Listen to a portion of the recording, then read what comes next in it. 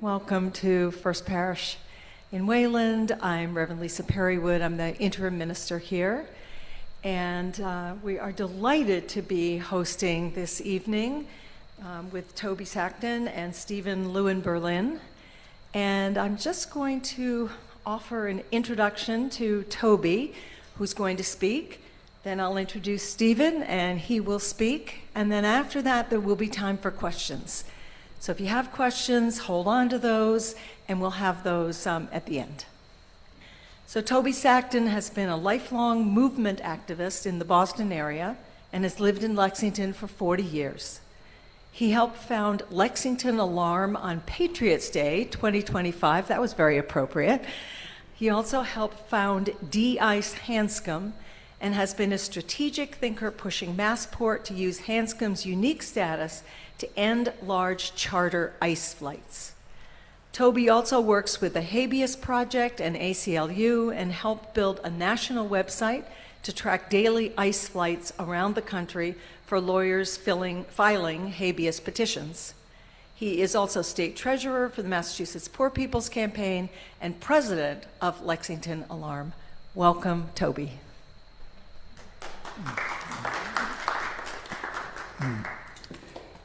Thank you, Lisa.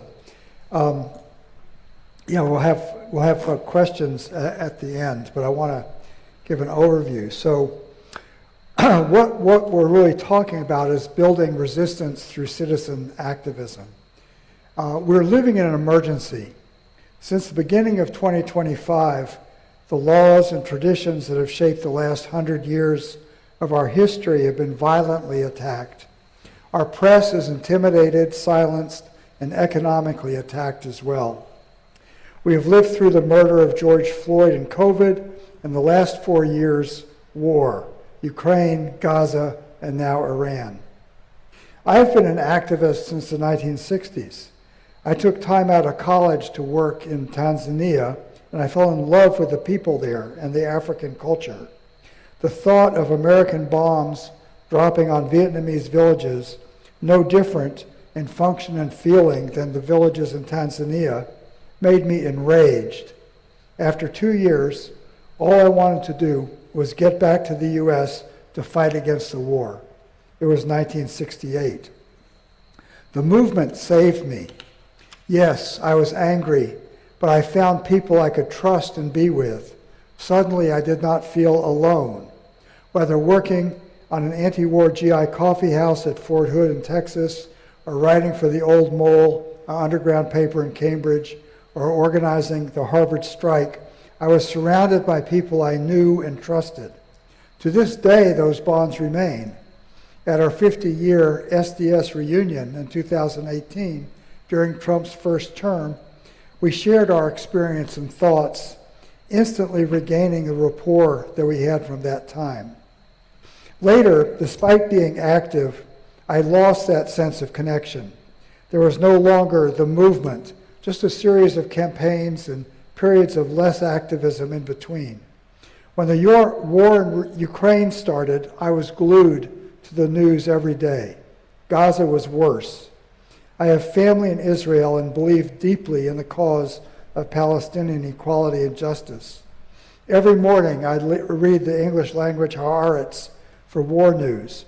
The genocide in Gaza felt like a millstone around my neck. When Trump was reelected, it was another shock. Truly, the world was coming apart. Again, I doom-scrolled. Again, I read every legal atrocity, every firing, every attack on immigrants and black people. But there was also a moral call to action. For me, it crystallized in Lexington, and when a group of us founded Lexington Alarm 1 year ago this month, since then, for the first time since the 1960s, I've felt part of this broad network of people, a movement, all working towards a rough common vision grounded in the ideas of equality and the promise of what America could be. Tonight I want to tell that story. I want to talk about how you can join the movement to reclaim our country. What supports activism? What brings about change? We are in a time of emergency. Our American Revolution was fought for the right of the people to be secure in their houses, persons, papers. Only a warrant supported by oath before a judge can institute a search or seizure. Yet we have a multi-billion-dollar federal police force of masked and armed ICE agents breaking windows, violently seizing people on the street because they are brown-skinned or speak a foreign language. And our courts corruptly have not stopped this. And we have a president going to war on a whim, committing our forces out of vanity, costing the lives of American servicemen and women hundreds of billions of dollars. For what purpose? Also taking the lives of innocent Iranians and Lebanese. For what purpose? This is precisely the action of a king that our American patriots fought against. Only Congress, the representatives of the people, have the power to declare war under our Constitution. But they too have been captured by those who profit from their ties to the leader. Donald Trump, I'm going to skip this part here. We all know that there have been dangerous times in our country in the past when Japanese were interned, where black people were terrorized and lynched, where police violence again and again became racist. But this time, these attacks are being led by the government itself. That makes it more dangerous. Lincoln asked at Gettysburg whether a nation conceived in liberty and dedicated to the proposition that all men are created equal could long endure. He was speaking during our first Civil War. We are now in our second. His question of whether the government of the people, by the people, for the people, shall not perish from the earth is before us again, right now, in our time. Yet life continues in our communities. We go to work, we enjoy each other's company, we travel, we pursue our interests. Yet, just beyond our vision are bombed cities, torn families, villages reduced to rubble. There's been a continuous war now for 4 years since Russia invaded Ukraine. Now, then you have Gaza, then you have Iran. Are we stumbling into a new global war? At home, whole communities are living in fear. Families afraid to send their children to school, go to jobs, or simply go out to a public park.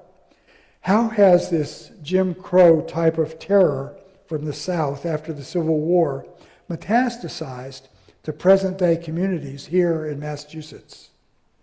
In the face of these horrors, it's natural to despair, to feel powerless, and with no way to stop these things, to turn away, to retreat to safety. I can't do anything about it easily morphs into, I don't care, it doesn't affect me. We are experiencing a radical break, an inflection, a rebirth. Regardless of the name, what happened in the past year has broken America. It will not come back to the way it was before.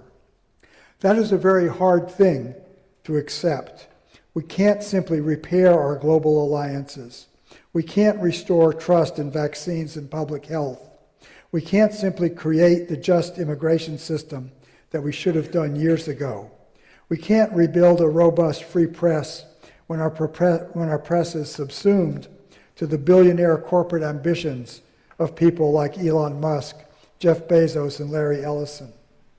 We are at an inflection. Either we permanently lose the rights and freedoms that we have expanded since Roosevelt, worker protections, the civil rights movement, women's right to reproductive health, protections of LGBTQ families, or we establish a new power to make our government truly representative of the democratic will. In times of crisis like this, we need to rely on ourselves. It is the only antidote to fear, despair, isolation, and powerlessness. No Kings is an expression of this. It is a movement without leaders. It is a movement to make space for people to resist. By showing up in our millions, we let each other know we are there and that we are not silently acquiescing in the destruction of what we hold dear. My simple message is this: we must build trust to overcome fear. Fear is the weapon of the authoritarians and those who profit by them. Trust is the weapon of the resistance. The only way to build this trust is to be connected with other people who take actions, large and small, to protect our ideals. If you are simply angry, yelling at each new abuse, alone in isolation, the window of what is possible shrinks and shrinks until suddenly few options are left and you wake up in an oligarchic dictatorship like Russia. If you look towards a leader to bring change, realize that they cannot do it alone. No matter how much Ed Markey and Elizabeth Warren rail against the abuses of ICE, they can't stop them. They can help, they can channel anger, they can cut funds, but ultimately their power comes from the activism of the people behind them, who collectively say, we are in an emergency and this has to stop. Building this movement requires building trust. I want to spend the rest of my time showing examples of this from over the past year. How reaching out and connecting with others, from the smallest acts of resistance to the biggest ones, builds power. It can bring fulfillment and a sense of purpose that overcomes the despair and isolation a radical minority movement of Christian nationalists and kleptocrats is trying to impose. We founded Lexington Alarm a year ago this month. Lexington was gearing up for the 250th anniversary celebration of the start of the American Revolution. The first shots were fired on our own battle green. We were appalled that the town celebrations seemed to ignore our current crisis, the very values at the heart of the revolution that were under attack today. A few of us, by email thread, began looking for historical quotes that reflected our situation. We came up with a range of quotes, but chose "No king, no tyranny," and "In America, law is king," from Tom Paine. That quote embodies the idea that our laws reflect the consent of the governed, that not the power of a single ruler. At a house meeting of about 25 people, we adopted a plan. We printed the slogans as yard signs, distributed hundreds of them at the reenactment and Patriots Day parade, and thousands of them since then. Suddenly, they began appearing all over town. We realized we struck a chord, and we formed an organization to give voice to resistance to tyranny in our own community. Putting out a yard sign is a small thing, but it's a concrete act of resistance. It shows your neighbors that you are not afraid. You say what you think, and suddenly they feel they can too. When half a dozen signs blossom on a residential street, suddenly the neighbors feel empowered. They are closer together. They talk more about politics. They have identified with the resistance. We continued to sponsor rallies and standouts. Selling our signs gave us revenue. Our June No Kings had over 2,200 people. Both we and the town were stunned. We had to plan for permits, for police, for marshals. In October, our No Kings rally in Lexington had 6,000 people, the second largest in the state. It was on the Battle Green. It was a town event. We had been looked at as outsiders, disrupting the celebrations in our community by bringing in politics. But by October, we were a solid expression of our community, with assistance from the town officials, the select board, and a great roster of speakers. But distributing signs and holding standouts is not enough. We needed to take more actions. And now there was a group of people who had come together, worked together, and gotten to know each other. We started focusing on ICE. This was the single greatest threat to our liberties, and the one that most viscerally angered many of us. We joined Bearing Witness. Bearing Witness is another example where the courage of standing up has led to real results. Getting ICE out of Massachusetts is now a community demand. It did not start that way. Jared and Lori Berezin began on their own to stand in front of the ICE headquarters each Wednesday in Burlington in February 2025. Jared said, "When ICE agents look at immigrants, I believe they see exactly what Nazis saw when they looked at my ancestors. All Jews were declared enemies of the state. Our government agents now sweep through our cities and towns with the aim of making them immigrant-free. He was not a political activist. He and Lori felt they had to make a moral statement. But that statement resonated. They were joined by clergy in Burlington, and more people began coming. Other weekly demonstrations started. Todd Palmer from GAIN, Greater Indivisible in Assabet, organized demonstrations on Thursdays. Todd also had not been politically active before this year.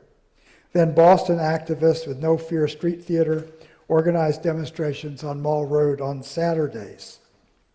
The Bearing Witness protests have begun in the summer, getting 800 to 1,000 people a week, and maybe 500 to 700 people in winter.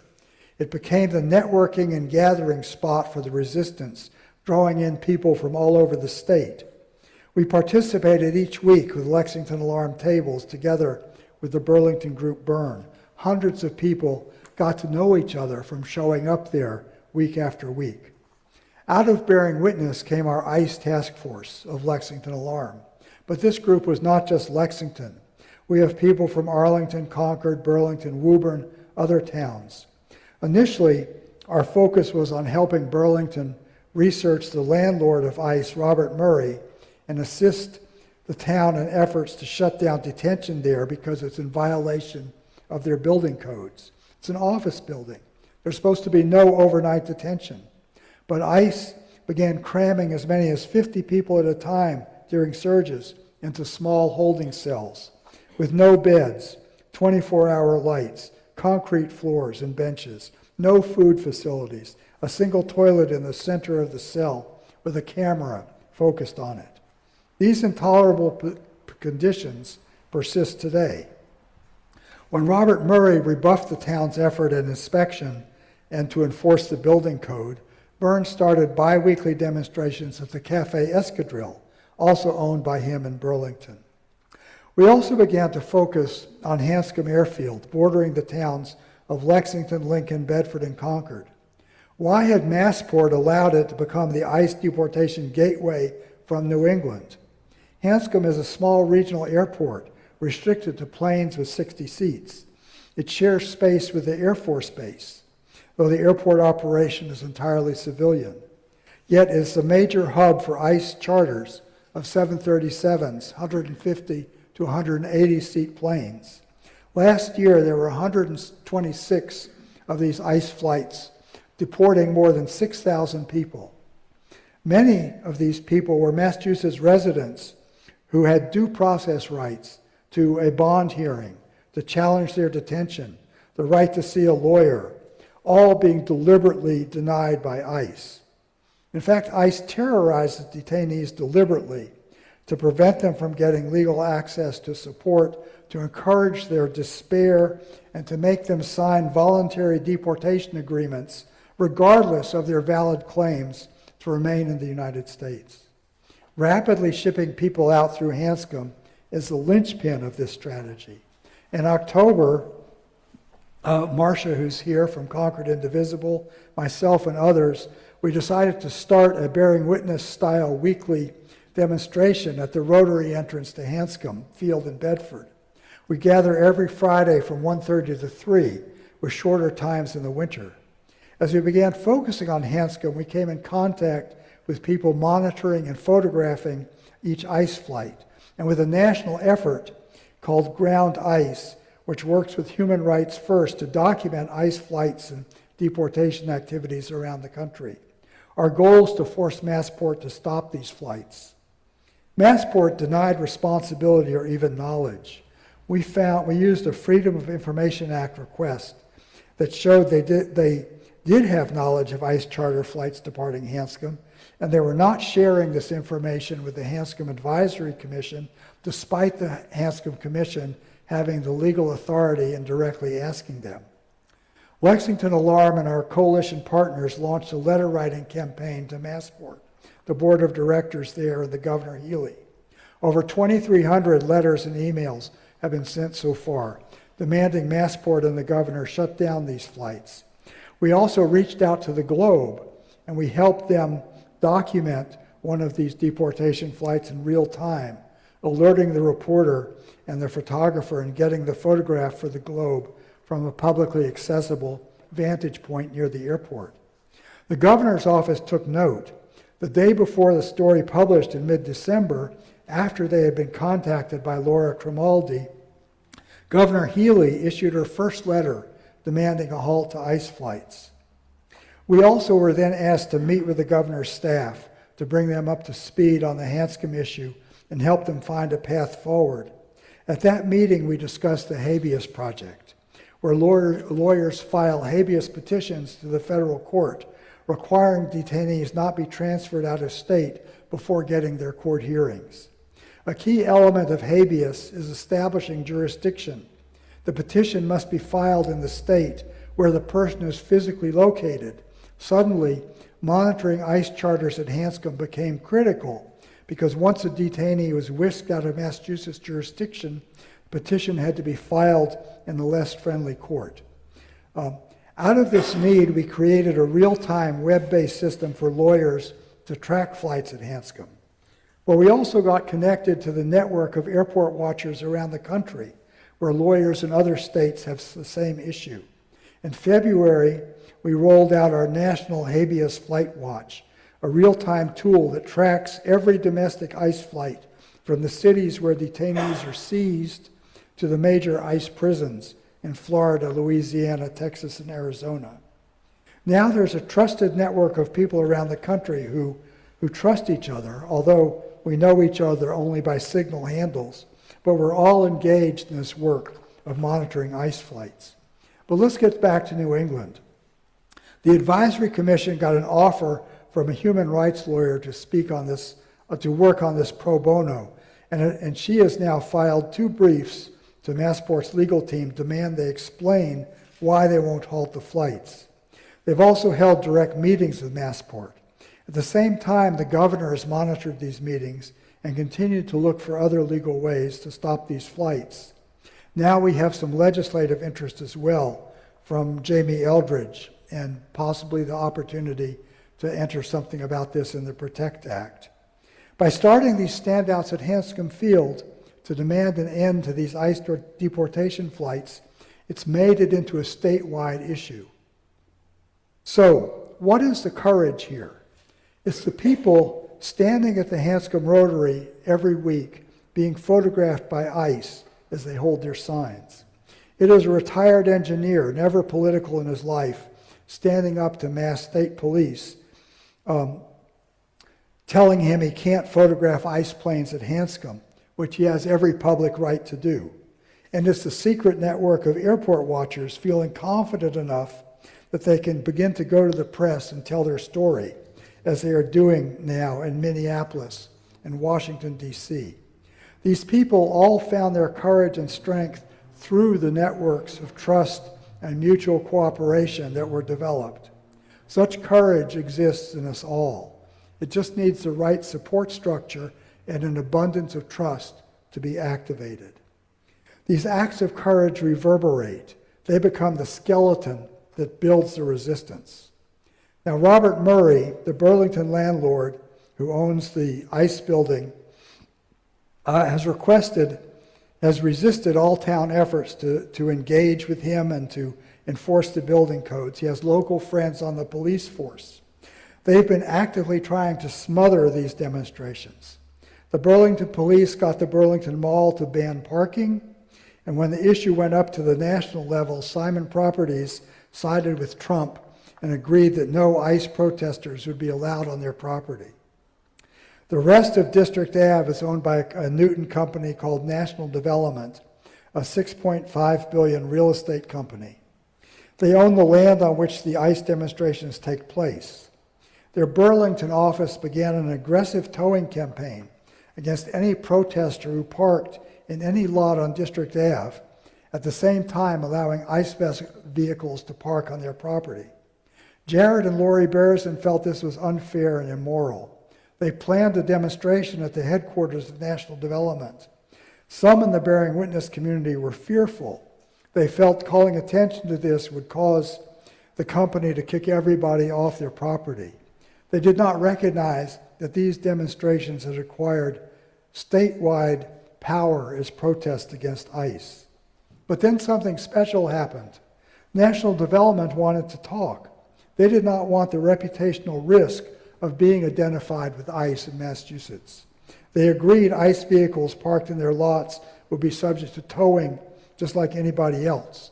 And they wrote a letter to ICE demanding that they not use any of the other parking areas on District Ave. They publicly acknowledged our right to protest ICE. This set up a channel of communication. The following week, after one of the big storms, Burlington police told our shovel brigade they could not clear the snow, claiming National Development had prohibited this. We immediately reached out to them. This violated our agreement. Turned out the company had never prohibited us from shoveling. We went ahead and cleared the area, and by having that direct channel, we were able to go around the Burlington police. Jared and Lori took a risk with their moral stand. Backed up by many allies, they were creating a potential confrontation. But instead, this has put our weekly bearing witness demonstrations on even stronger footing. We've had the same experience in Lexington. The Lexington Chamber of Commerce had booked their annual fundraising casino night at Cafe Escadrille, owned by Murray. When people in our network learned of this, they were outraged. Many wrote letters to the chamber asking them to cancel. Many others reached out personally, as well as through our official Lexington Alarm letter. The chamber listened, and after a contentious board meeting, they agreed they had to move the venue, even at a substantial financial cost. The new venue was smaller and would bring in less money. We were thrilled with their decision. To support this, we sent out a one-day email to raise funds to help them make up their shortfall. From that one email, we raised $2,450. We gave it to the chamber to support their principal decision. And as a result, the chamber wanted us to join. We've become a sponsor of Casino Night. We'll be involved in all the casino events, including having our Lexington Alarm logos on their materials. So this turned what could have been a very divisive or divisive issue in Lexington in the community into something that brought us all together. Standing up to ICE is now a community response. Subsequently, the Lexington Select Board passed a resolution prohibiting ICE staging activities on any town property, a public park or playing field. This is what resistance looks like. Now, I want to return to the importance of trust and working together with people whom you trust through their actions. Last summer, Indivisible and No Kings launched something called 1 Million Rising. The idea was to bring people together in small groups, in a neighborhood, a church, or activity group, to discuss this emergency and to choose actions they might do together. It was a brilliant idea because it put these small resistance groups at the center of motivating people to act. We hosted a meeting to watch their training at the end of July with about 45 people. Unfortunately, the national groups did not really pursue this idea, but we found that putting into practice lays the groundwork for the sustained movement we need to create our new country. And it is based on trust.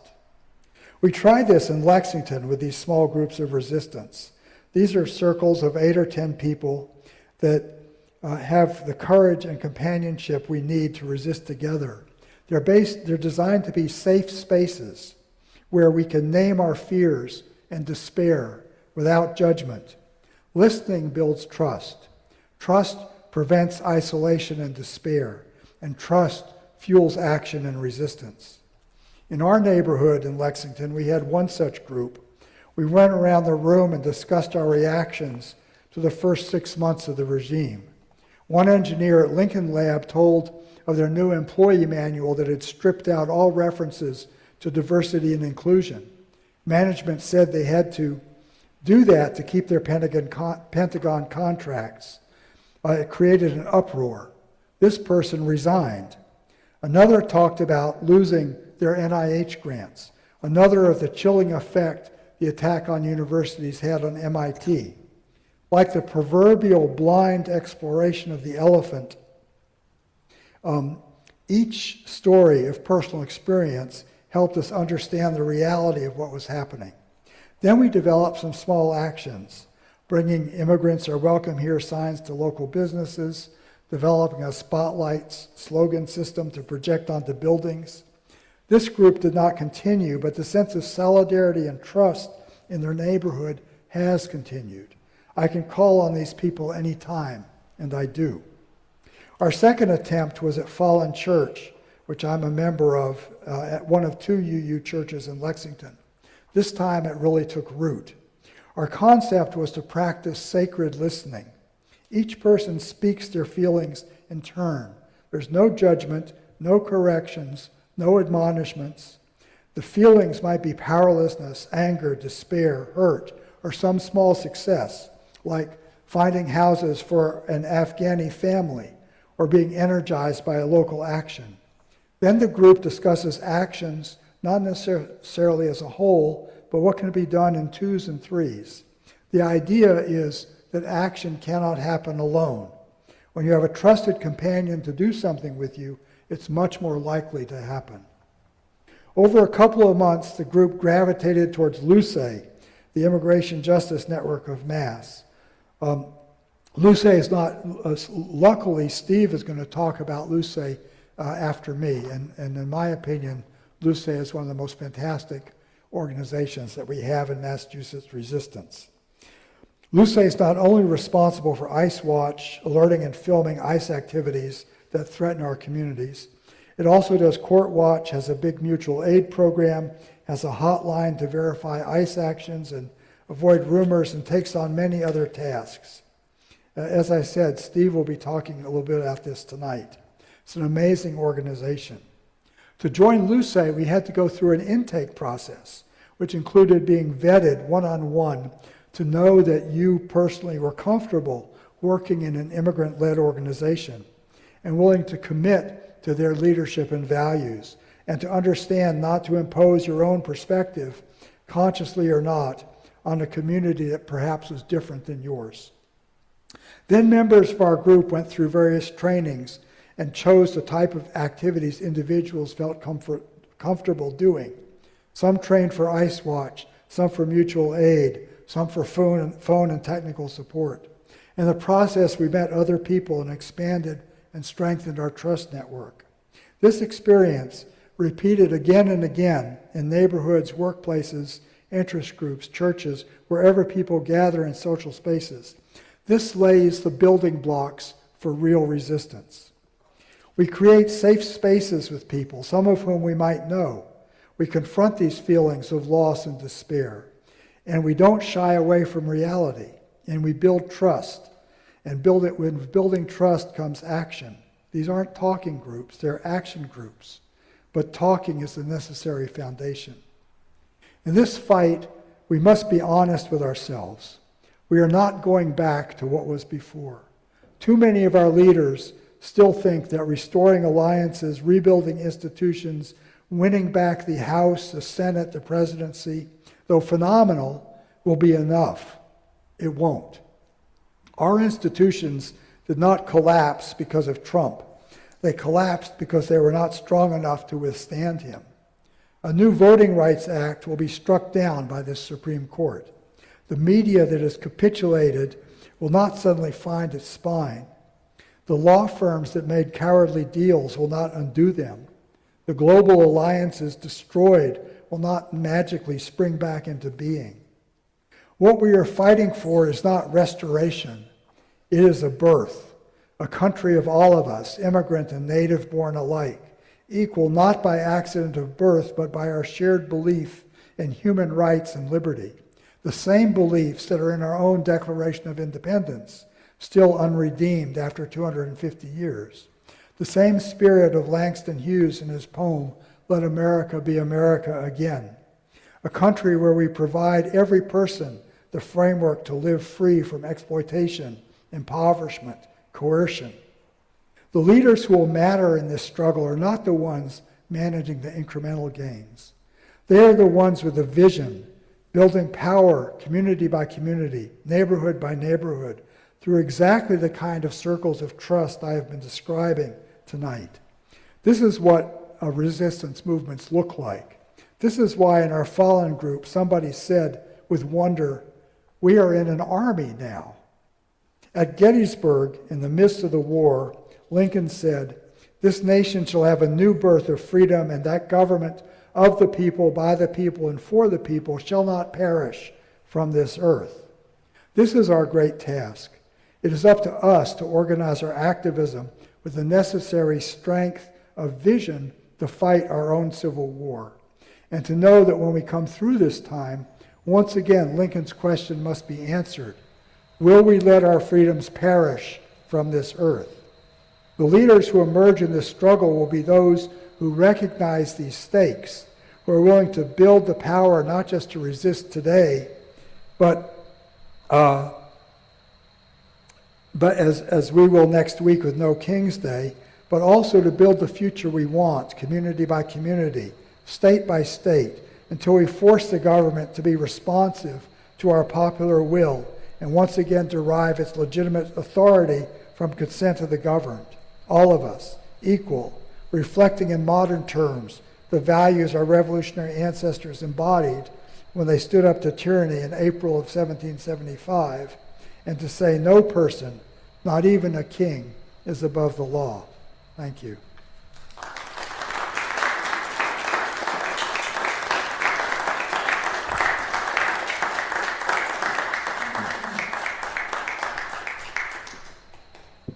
Thank you, Toby. That was very inspiring. And now we get to hear from Stephen Lewin-Berlin, who is a lifelong activist committed to community building and resisting injustice through nonviolent actions. He moved to Acton 30 years ago as a founding member of the New View co-housing community, volunteers every Wednesday as the sound engineer for the Bearing Witness protests at the Burlington ICE facility.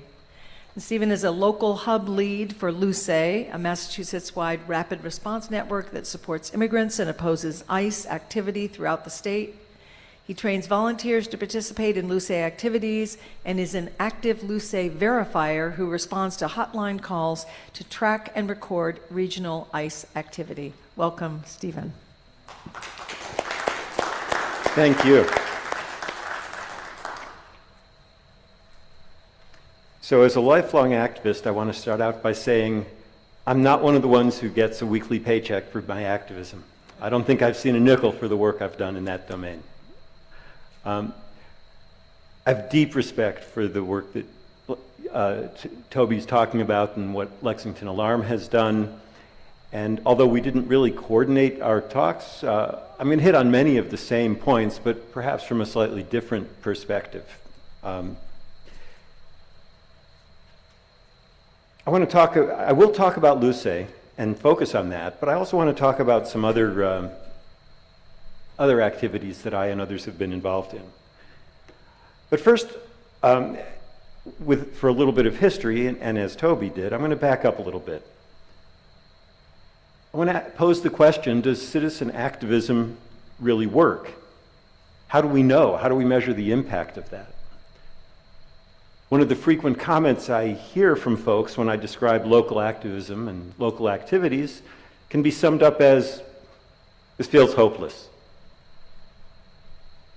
A sense that my vote doesn't matter. I'm in Massachusetts. One more vote for the Democrats won't make a difference.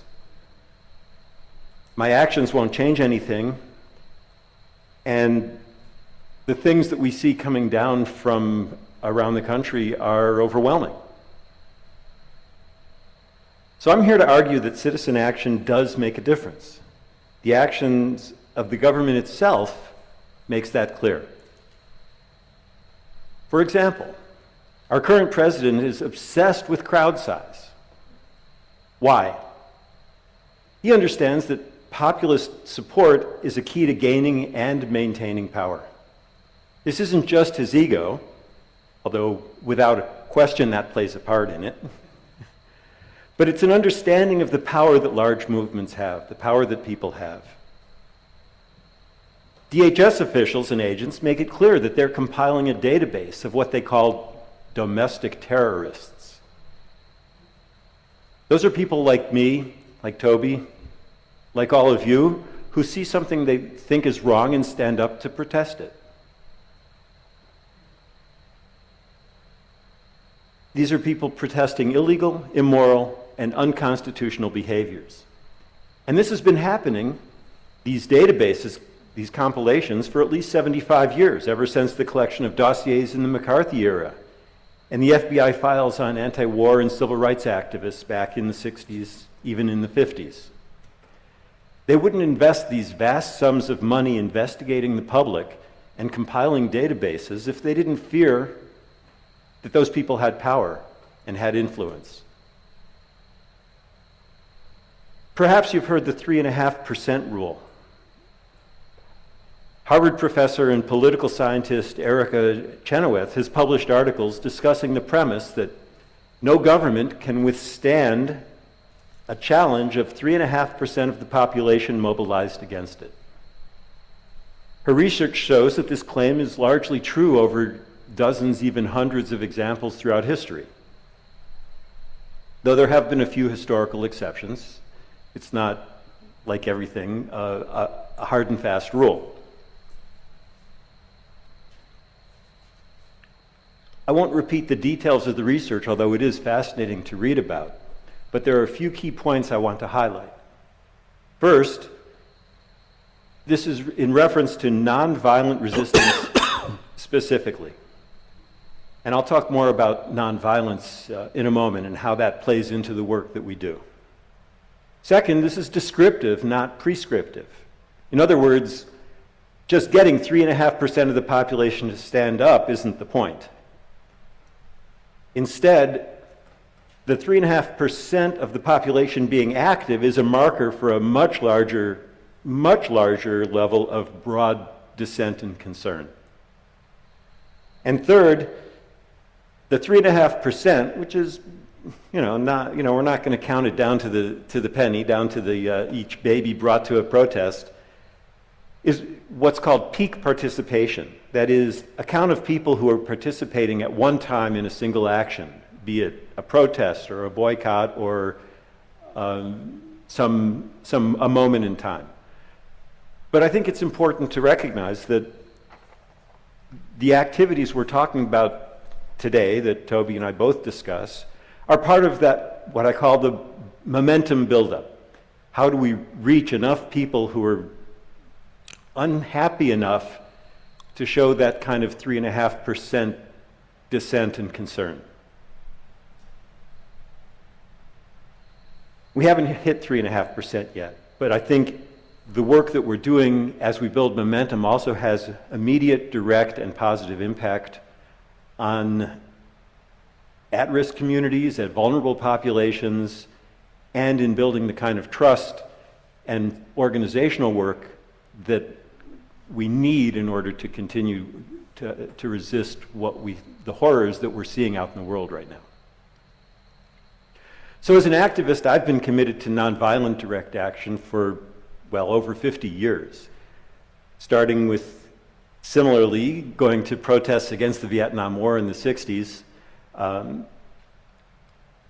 Perhaps I was a little younger, but I still remember buying those buttons for 25 cents and throwing my quarter into the pot.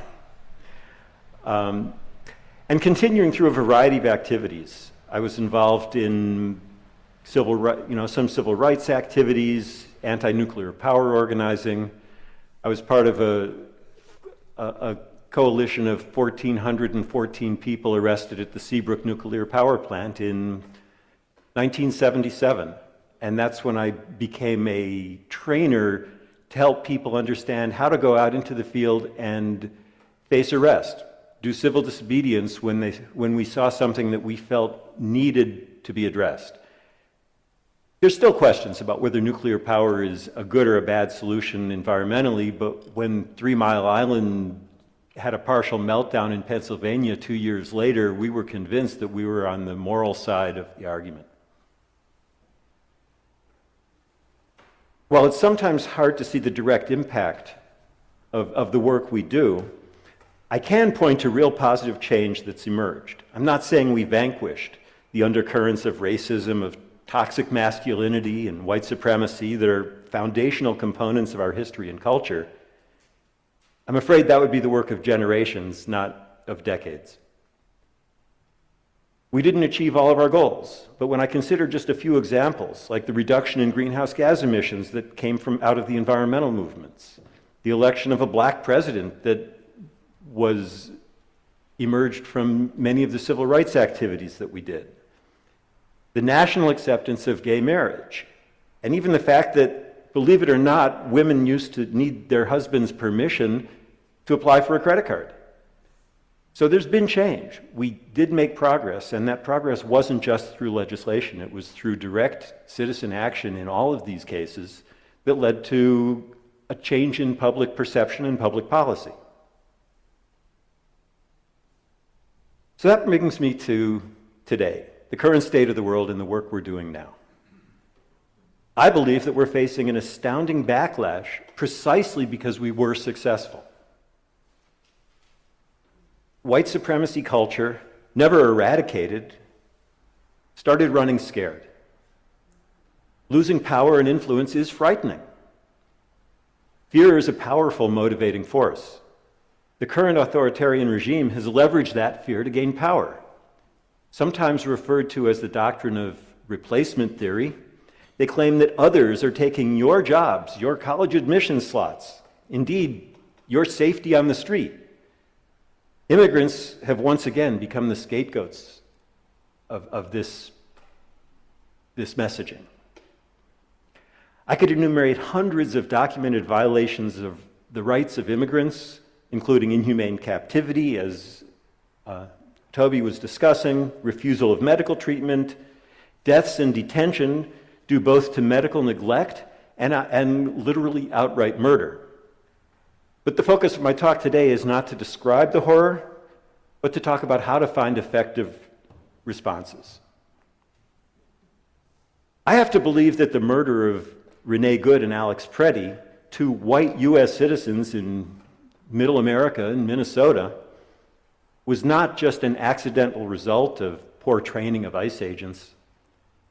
I actually believe it was the inevitable result of intentional policy designed to justify creating a militarized state, normalizing the presence of masked federal agents, armed federal agents, who are not held accountable for clear violations of the law, is in fact a step toward eliminating the constitutional norms that we've taken for granted pretty much all our life. It's hard to express the grief I felt when I heard of those murders. It was a gut punch.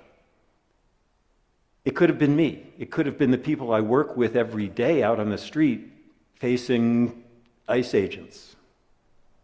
And it brought something else home that was even more sobering.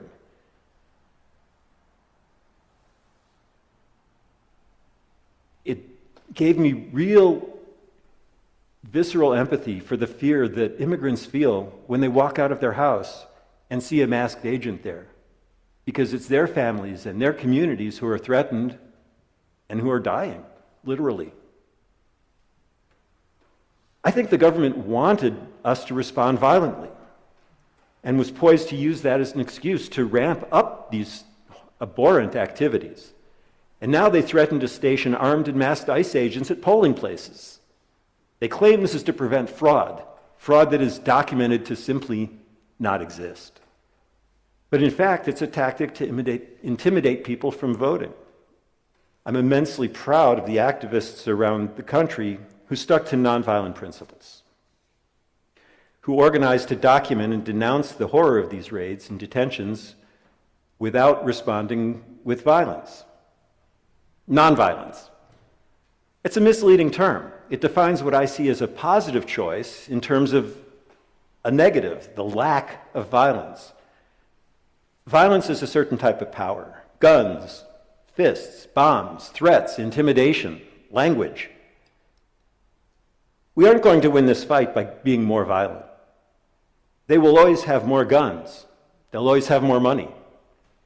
But I do believe that we can win with more people. We can win with more empathy, more commitment to justice, more community, and more peace. So let's use nonviolence as an adjective. commit to nonviolent activism, nonviolent protest, nonviolent resistance, nonviolent civil disobedience when it comes to that. So what does this all look like in practice? As we said, one of the primary organizations that I work with is LUCE. That's L-U-C-E, which stands for Liberation, Union, Community, and Esperanza, Hope.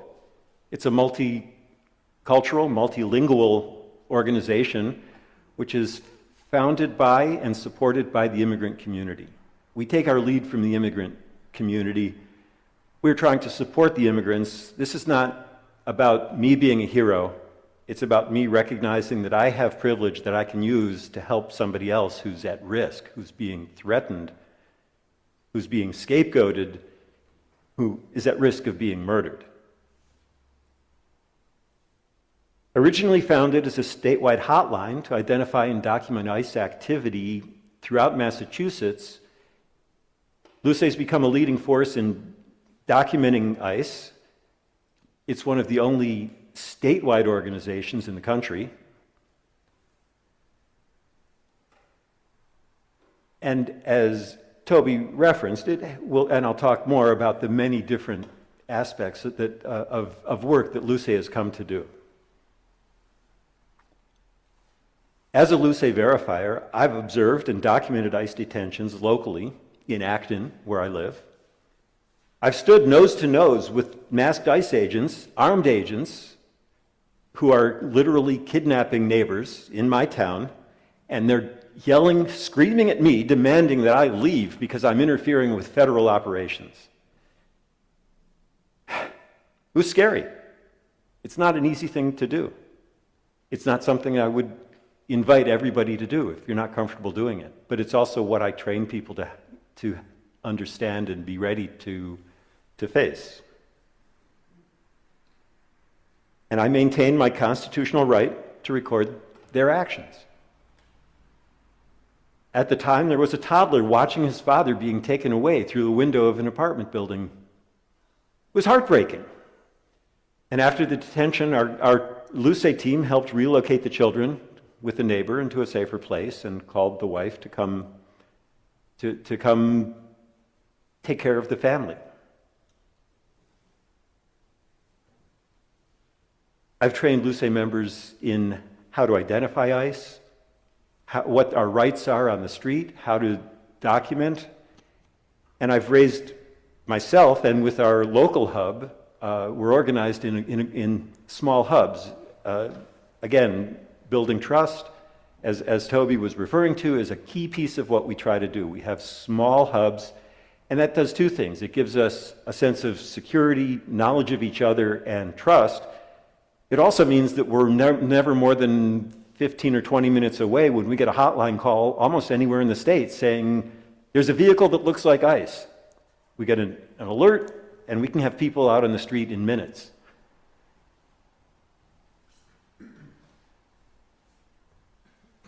In addition to that, our local hub has raised tens of thousands of dollars to support our neighbors who are facing really unimaginable circumstances. As families ripped apart, people transported out of state and even out of the country. And although this isn't the point, these are people who have not committed crimes.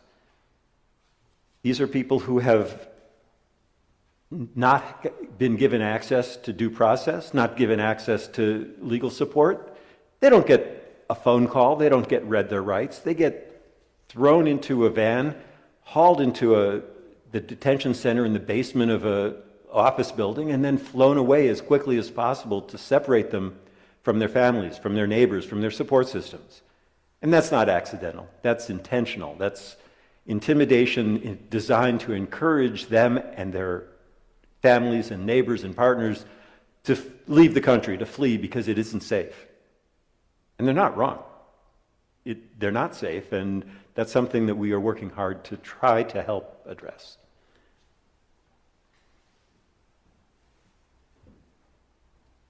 All of the work LUCE does is guided and informed by local immigrant-led organizations. Our goal is to leverage the fact that those of us who are not targeted as brown-skinned or non-English speakers can and therefore indeed must act. We choose not to escalate situations. We are committed to nonviolence. Our goal is not to try to prevent detentions, much as we wish we could. Detentions, otherwise known as kidnappings without judicial warrants, because we don't want to increase the risk that the detainees face. Because we're not going to prevent the agent from putting them in the back of the car, and after they drive off, they're going to be alone with these agents. We're not trying to raise their level of anger and angst. So we walk a fine line between exercising our constitutional right to record and document and helping others understand their rights, but not antagonize the agents who ultimately end up with custody of these people. This is our nonviolent but active response. And believe me, it takes real effort to restrain from shouting in anger when we see these things happening. It's emotionally draining. It's hard work. So while best known for the hotline and in-field documentation, LUCE has grown to provide broad support for at-risk immigrants.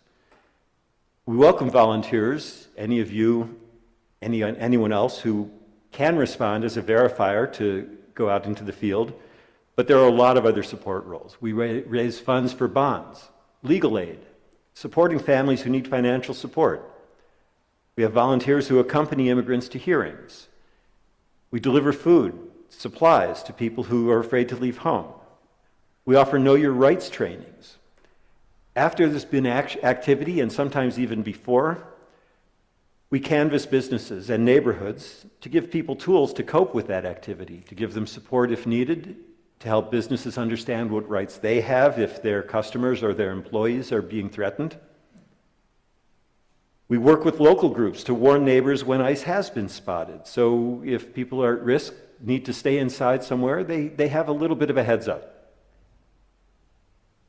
We sponsor public standouts, we observe court hearings, we contact political representatives to lobby for changes in the law, and we coordinate closely with many other organizations to try to create broad resistance. If any of these activities sound worthy of your time, please visit the LUCE website and sign up. We're always in particular need of bilingual volunteers, so if that describes you, I'll make an extra plea for help in working with people who may not have English as a first language or sometimes not even as a second language. And of course, LUCE and the other organizations we talked about tonight are not the only way to take action. If you believe, as we've said tonight, that our country's democracy is at grave risk, there are innumerable ways to resist. I would say start from the inside. Recognize your own biases, understand your strengths and privileges, then build on the resources that we already have. So what do I mean by resources? Let me enumerate a few. Do you have time? Use it to stand up and be seen. Join existing actions to build a movement that can't be ignored. Let's work towards building that 3.5%. Write postcards, join organizations, organize new actions if you see an opportunity. Everything you've heard tonight was started because somebody said, I see a need, and I have the time to make that happen. Time is perhaps our most precious resource. And I see I'll be running out of it soon, so let me carry on quickly. Do you have a voice? Stand up and be heard. Don't be a silent bystander. Challenge injustice if you see it. Sign up for bystander training. Learn how to speak out. Seek opportunities to speak out. I'm not an orator. This is not. I was a software engineer, sitting alone in a cubicle most of my career. But I feel like I have to stand up and say something, and so here I am. Talk to friends, family, community, organize in your workplace. My brother called me a couple of weeks back. He works at a small tech company. They started a committee to set company policy in case ICE shows up at their door. It isn't likely. ICE hasn't arrived yet, but they're ready. They're talking about it. They're looking to be able to have the comfort and the tools to respond. Here's one. Can you sing? Add your voice to the songs sung at protests. Update lyrics to songs you know and share them. Personally, this is not something anybody wants to hear from me, the guy who can't carry a tune. Trust me. So instead, one of my jobs is to bring speakers and microphones to the Wednesday Bearing Witness rallies in Burlington. My theory is that if people are going to speak and sing, they damn well ought to be heard. So let's make sure that that happens. Do you spend money? If you don't, tell me how you get away with that. But if you do, use your economic power to make choices. Boycott organizations that are contrary to your values. In the past year, I canceled a Disney streaming subscription to protest the firing of Jimmy Kimmel. When hundreds of thousands of subscriptions were canceled, the network took note, and they brought him back. I canceled a Spotify subscription, and a few months later, they stopped running ICE recruitment ads. I refused to buy a Tesla all year long. Okay, to be fair, I didn't buy a different car either. But still, I didn't buy a Tesla, okay? I stand by that. These economic choices do affect the company's bottom line. Citizens Bank, for example, is one of the few banks that still finances construction of what's effectively concentration camps, human warehouses that they call detention centers. If you're still a customer, consider moving your account somewhere else.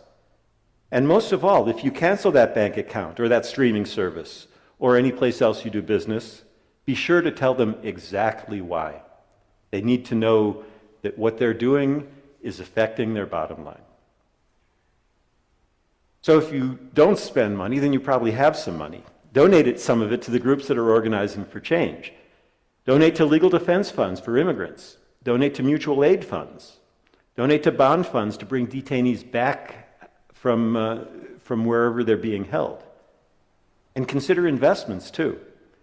When thousands of individuals and institutions refused to invest in apartheid, economic pressure was a key element that helped bring change to the country of South Africa.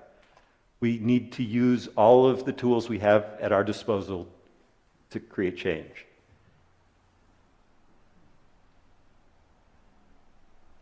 I'm going to skip a few more because we've talked about them already. But perhaps you have a passion to participate in politics. So run for office. Elected officials at all levels can, in fact, have impact. A library trustee can resist book bans. School committee members can support honest dialogue in the classroom and resist the whitewashing of history that we see. There are many, many ways that individuals can act alone, in small groups, or as part of larger organizations. If you live in a town with a police department, lobby your town to prohibit the police from collaborating with ICE. We've seen time after time ways in which the police actually proactively contact ICE when they have someone who is an immigrant in custody. When they release them on an unrelated charge, maybe it was a traffic ticket, maybe they were in to pay a car registration fine or something, ICE is waiting at the door to pick them up. Police should help create safe spaces for their residents, not encourage and support illegal detentions.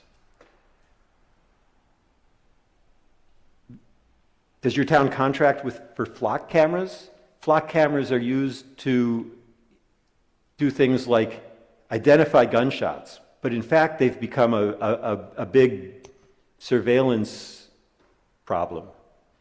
They read license plates and record those license plates, and that data is now being shared with Department of Homeland Security. ICE uses that to try to track where people are. And those people may or may not be immigrants. They may be activists and protesters. This has to stop, and I think lobbying towns to cancel those contracts is a great opportunity to make an impact.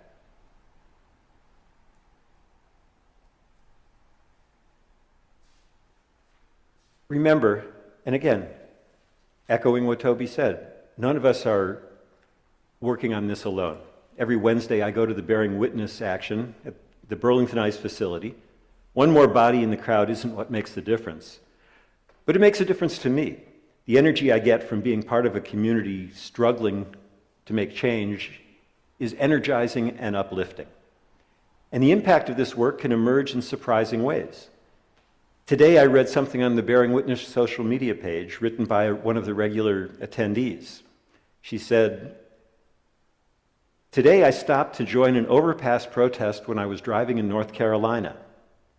When everyone there found out I was from Boston and I had been going to those protests at the Burlington Ice facility, they kept saying, 'Oh my gosh, you're royalty. You guys are famous, you know that, right? We take so much courage from you.' Who knew? Every action we take makes a difference." So I'm going to close with a quote that I think is particularly apropos today. Margaret Mead. "Never underestimate the power of a small group of committed people to change the world. In fact, it is the only thing that ever has." Thank you, Ellen, Reverend Lisa, and the First Parish for organizing and hosting this tonight. And thank you all for being here tonight and for considering how you can join together to make a difference in the world.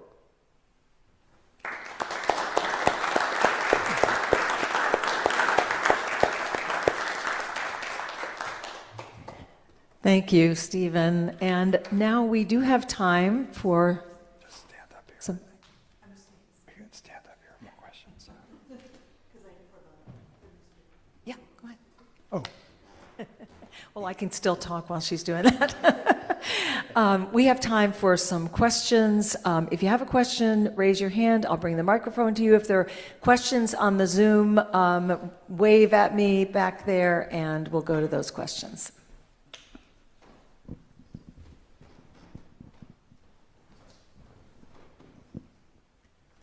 Thank you for your presentations this evening. It's very inspirational. My question has to do with your forward planning for this fall in your organizations and what actions you might be contemplating to help people get to the polls unrestrained. Thank you. is my mic on? Yes. We've just started, in Lexington Alarm at least, we've just started to think about that, and we're organizing an election protection task force. And we don't have actual plans as to what to do in Massachusetts because we're not clear how much of a threat is developing in terms of intimidation at polls in Massachusetts. But we're very clear on reaching out and helping other states. And basically the point of our group is not to recreate the wheel, but to help us identify groups like Movement Voter Project and other groups that work with local grassroots organizations in particular areas like Georgia and places like that where you need very active election protection, and figure out how collectively we can make more of a difference by saying, okay, we want to support this group in this county, and we want to support these people in Maine and New Hampshire and so forth. So, but it's early. We've just begun to think about it, to be honest. Similarly, LUCE isn't focused right now on elections in the fall, although we do have efforts to campaign against the SAVE Act, which is really a voter suppression bill, which is currently, hopefully, not going to pass through the Senate. But we certainly support anybody who is looking to make voter registration and voting itself easier. There's been a lot of talk about fraud, and part of our messaging is that fraud just doesn't exist, and it's another form of othering that is used to justify things like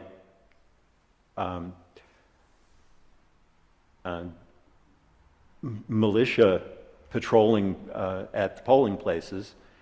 And so we will be resisting that actively and looking to get state policy in place that prohibits that from happening. Elections are run by states, not the federal government, and we need to ensure that our state and all states stand up to that interference.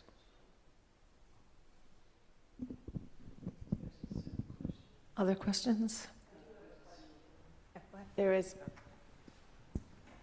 There's a question online for both speakers. Over the years, you've each been a part of many different activist organizations. Have you observed any common trends across these organizations that make them effective? Well, I'll take a stab at that, because I've also been involved in organizations where there's been factionalism and where there's been splits. And I think that the effective organizations are where there's a clear purpose and people are willing to accept that purpose and not try to like bring their own agendas into the organization and say, well, we really should be doing this if that's not in the primary field of what the organization is. But also, I think it's really important to be tolerant and within the organization, and to understand that people are feeling their way. They're not all like seasoned political activists, and therefore the organization has to be flexible and comfortable enough that people don't feel threatened as soon as they do something that might be seen as out of the mainstream or something like that. And so I think there has to be an internal process that values inclusion and that works with people to preserve that. So that's my thought. I have a bias towards organizations that are founded on principles of consensus. And consensus doesn't mean that everyone always agrees on everything, but it means that we commit as a group to foundational principles, and that we use tools to ensure that we are staying true to our principles and allow members to challenge when that isn't the case. And what I found, whether that's the community that I live in, political organizations I've been part of, or even things like youth soccer teams that I've coached, these are the tools that let people feel like they really do have a say and that their voice matters. And it's having a voice that matters that keeps people engaged. When they feel like their voice isn't heard, it's easy to just drift away. So I've been strongly committed to that as an organizing principle, and I think it's served well in many of the kinds of organizations, whether they be companies or sports teams or active political groups.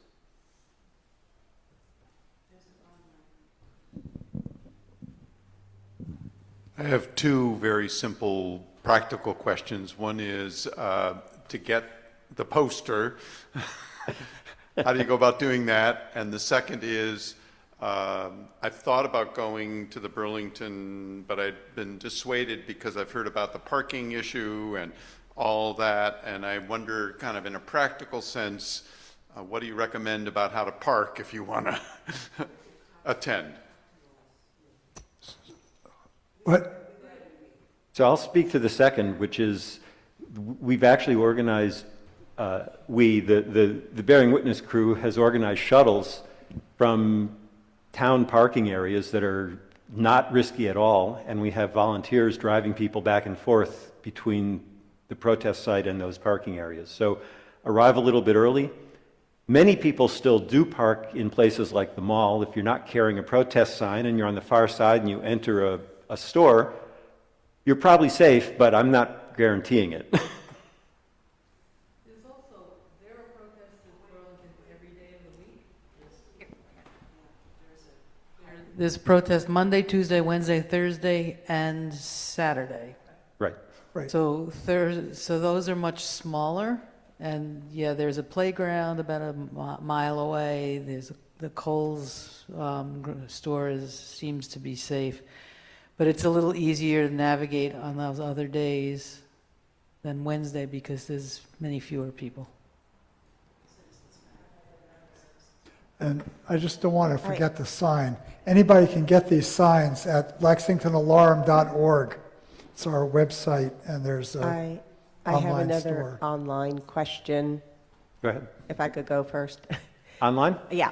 Go ahead. So there's a question and a comment. The question is, what should we think about the limited number of local politicians who have visited the ICE facility in Burlington?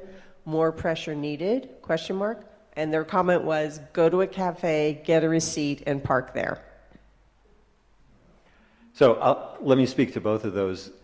Go to a cafe, get a receipt, park there. I'm all in favor of supporting the cafes, but that is not a guarantee that you won't be towed. And while you may be able to challenge it, for me, it's not worth that's not where I want to put my energy, challenging the fact that I got towed and had to pay for it. In terms of getting our federal representatives to visit the facility unannounced, which they have the lawful right to do, absolutely. Write a letter, make a phone call. Phone calls are probably the most effective way to say this is something that you care about, you'd like to see them showing up. Some have, most haven't yet. Even if they have, there should be a regular audit of the conditions and facilities. So absolutely strongly encourage people to lobby for that. One of the things is the town of Burlington is trying to file a lawsuit against the building owners in terms of ICE. And the first lawsuit was dismissed because the testimony that they had about conditions inside, the judge said was stale. They filed the lawsuit in September, but the testimony was from somebody who'd been inside in June. And so we're also hoping to use some of these, and then immigrants can't really safely step forward and do the testimony. So somebody like Ayanna Presley, who was just there, we are hoping that she will maybe provide an affidavit. And if people are talking to representatives, I think it's important that we say, when you go there, we want you to document it so we can use it in other venues. Yeah. I have a follow-up question real quick. For those who want to protest at the ICE facility, is there somewhere online, and that's just for people who might be listening, where they can find that information out?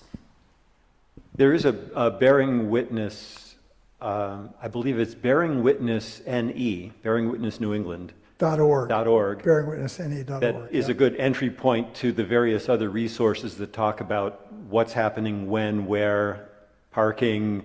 There's an active Facebook page that is updated weekly. There are Substacks that have transcripts of all of the talks that have been given there. So start at BearingWitnessNE.org. We just want to be sure people on Zoom are able to hear all the comments and questions. Did you have another comment? No, is that? Okay.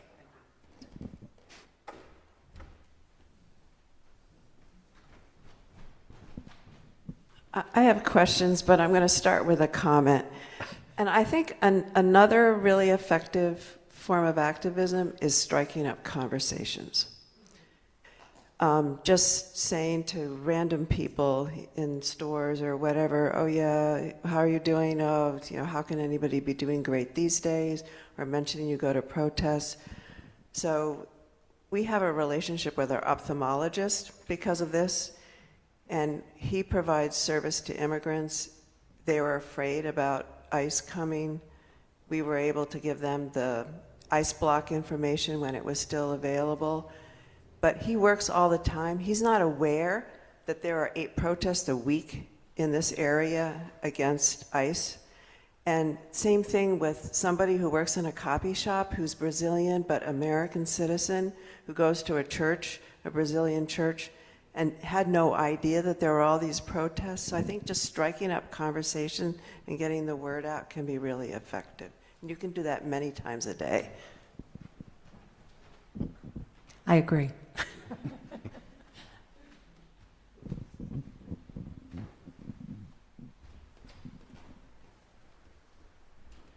Thank you very much. Thank you very much for these presentations, and congratulations to the organizers, and congratulations to all of you who are here continuing to speak out. I'm a historian. I'm very interested in understanding the way things happen over time and over space. And I have a small question, and that is, how do we combine sloganeering with rational and studied complex arguments? And No King is a nice slogan, but it's kind of simplistic because in history there have been some good kings and there have been some terrible presidents. And so we're experiencing that. So some sense of nuance, I think, is really important in keeping alive the complexity of the past, but also the possibility of understanding that, as those of you who are here are doing, understanding it, but then acting on it. And the question of demonstrating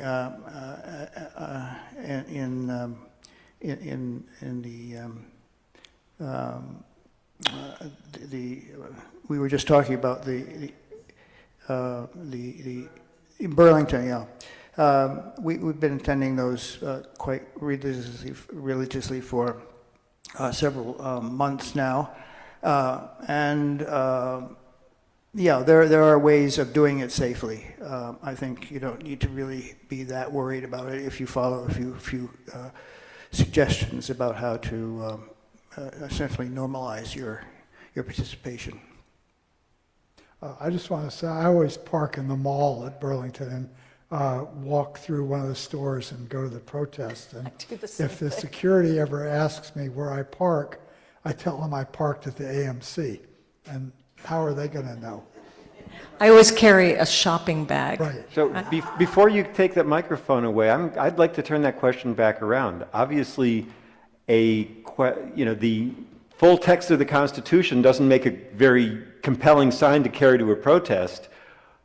As a historian, how do you suggest that we find the right balance between thoughtful analysis and slogans that people can respond to emotionally? Because I think both are a piece of the picture we're trying to paint. Do you have... No problem there. I think you're already doing it, right? You're giving us a history, why we're here, why are things going so terrible, and how can we correct that? And then having that knowledge, then acting on it. That's really all that's at stake here. Thank you.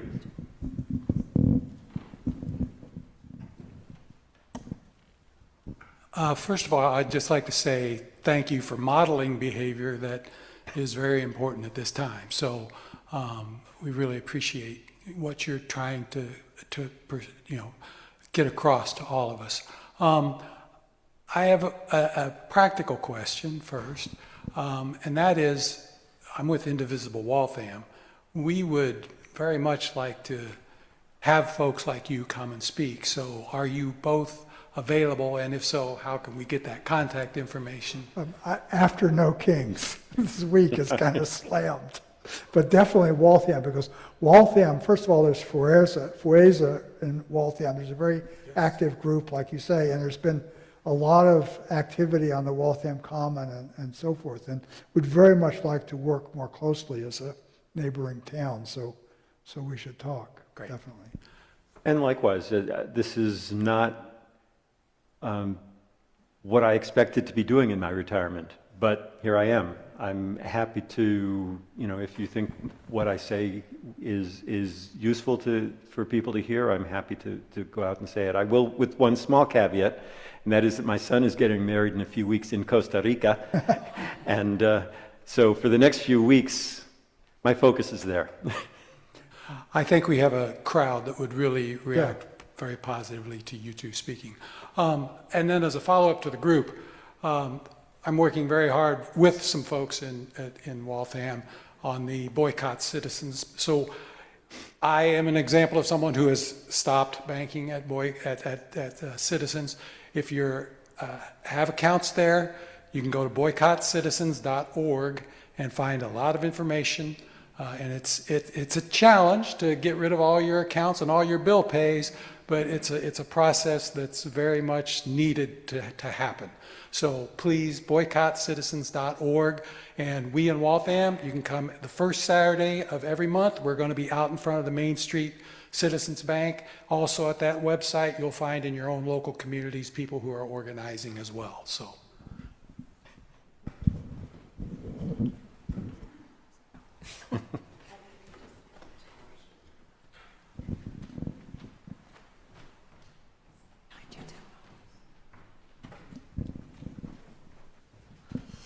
Thank you so much for coming out and talking to us. It is inspiring.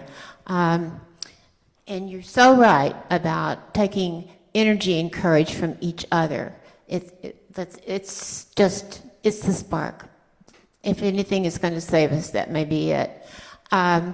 When Norway was occupied by Nazi Germany in World War II, the Norwegians started to wear hats that resembled a little gnomish, mischievous elven folk creature. And it became so widespread that the Nazis banned the wearing of red hats. I have some red hats that I've made. I got 5 here that I'd like to get rid of today, and I'd love to give them away. And if you're interested in being a knitter, a small protester in this way, I can give you some information, but please take a hat. I will give one to Tony and Steve, and they can do with it as they please. Thank you. One comment and then a question. About Citizens Bank, there's also a DICE, citizensbank.org website. On April 23rd, there's going to be a huge protest at the shareholders meeting in Providence. There's a coordinating committee that has coordinated standouts for about 3 months now. They sent a demand letter to the CEO of Citizens. Citizens has responded publicly, and we got it on Rachel Maddow, March 8th or 9th. My question for you has to do with impacts. You talked about what works. I'm wondering, is it naive to think that what happened in Minneapolis and the tremendous black eye that this administration got by the way that the people of Minneapolis rose up and stood firm and exposed the lawlessness of ICE, is it naive to believe that there may not be other surges like that into other cities because the administration learned a lesson from citizen activists in Minneapolis? I think that they've not given up their goals. They want to deport the millions of people that they claim they want to deport, but I think they're afraid of the political optics, and that if there's an opportunity, like right now with the funding, they're trying to lay low and with the new person at DHS. But if there is an opportunity, I have no doubt that they would do a surge. And all you have to do is look at the hundreds of new ICE vehicles that have been delivered to Burlington in the last few weeks. I don't think there's any sign that they're tamping down. And I think it's more a matter of political expediency. But in terms of what works, I think it's precisely the fact that the majority of the country is so opposed to ICE that is slowing them down and making it difficult, and it makes it much harder for them to operate in areas where there's a lot of opposition. And they don't like it. I'll tell you one thing about the airplanes and the airports. They do not like observations of detainees being loaded, shackled, and people who can count how many detainees and so forth. So when we see ICE at an airport where there's a really good public viewing and things like that, they don't like to use those airports. So in Chicago, they're busing people to Indiana. And they tried to use Pease airports in New Hampshire, but there people can watch right at the gate, and they were talking to the detainees and holding up signs about saying they support them and everything. And ICE has stopped flying out of that airport for the most part. So we think they're quite sensitive. They tend to go to more remote places where they don't like to be observed. So the more these observations are really getting under their skin, because what they're trying to do is make this happen kind of under the cover of darkness. And I think that that's a very effective thing. I think there's a kind of almost a paradox, which is that they don't want to be observed, but they do want to instill terror. And so they want the vulnerable population to see them and be afraid. They wear masks. They wear, militarized uniforms. I'm afraid I don't see signs that there won't be more surges. What we do see signs of is them purchasing these large detention centers and warehouses, which they are building out, which they are planning to fill with kidnapped neighbors. So I think they will continue. They may not advertise it as a surge, but I think they will continue to hire, they will continue to abduct people and try to instill fear with somehow they believe they can do that without creating a bad public image. Now, like I said, there's kind of a paradox there, but I see no signs that they're slowing down their investment in hiring, in the minimal training that they do, and in the warehousing of human bodies.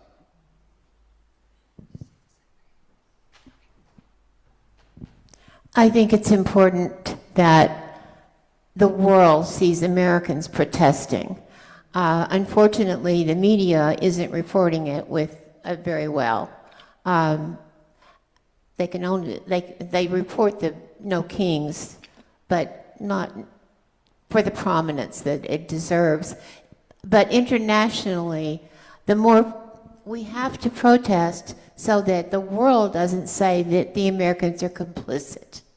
I have international friends I have a European friend who spends a lot of time over there, and they ask where are the protests? And certainly there are protests, and the optics of protesting are very important internationally. That's what I'm saying.